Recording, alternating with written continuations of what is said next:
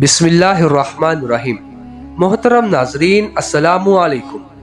جب مصر کے بادشاہ نے حضرت یوسف علیہ السلام کو خریدا تو اپنے گھر لائے اور اپنی بیوی زلیخا سے کہا کہ اس کو پال لو، ہو سکتا ہے کہ ہم اس کو اپنا بیٹا بنا لیں۔ حضرت یوسف علیہ السلام بچپن ہی میں بہت خوبصورت تھے اور جب جوان ہوئے ان کی خوبصورتی، وجاہت، عقل مندی اور بڑھ گئی۔ زلیخا عزیز مصر کی بیوی ان پر فریفتہ ہو گئی اور ان کو ان کے نفس کی جانب سے پسلانے لگی۔ ایک روز اس نے کمرے کے سارے دروازے بند کر دیے۔ حضرت یوسف علیہ السلام نے یہ حالت دیکھی تو خدا سے پناہ مانگی اور دروازے کی طرف بھاگے۔ زلیخا نے پیچھے سے آپ کی قمیض پکڑ لی جس سے قمیض پھٹ گئی۔ اس وقت عزیز مصر یعنی زلیخا کا شوہر بھی دروازے پر آ گیا۔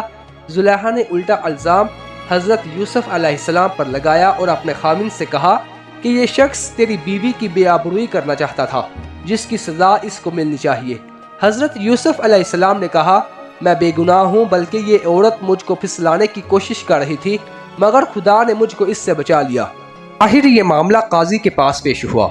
قاضی نے حضرت یوسف علیہ السلام سے صفائی کے لیے گواہ طلب کیے۔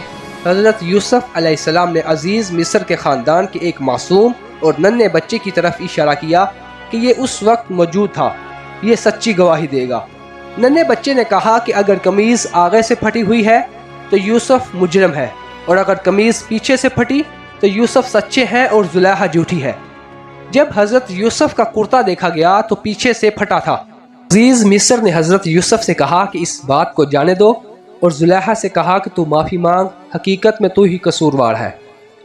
اس واقعے کی خبر سارے مصر میں پھیل گئی اور عورتیں آپس میں باتیں کرنے لگیں کہ زلیخا اپنے غلام کو چاہتی ہے۔ جب زلیخا کو اس کا علم ہوا تو اسے اپنی بدنامی کا خیال آیا۔ اس نے ترکیب سوچی، وہ یہ کہ اس نے مصر کی عورتوں کی دعوت کی اور سب کے ہاتھوں میں ایک ایک چھری اور ایک ایک پھل دے دیا، اور اسی وقت حضرت یوسف علیہ السلام کو وہاں لے آئی۔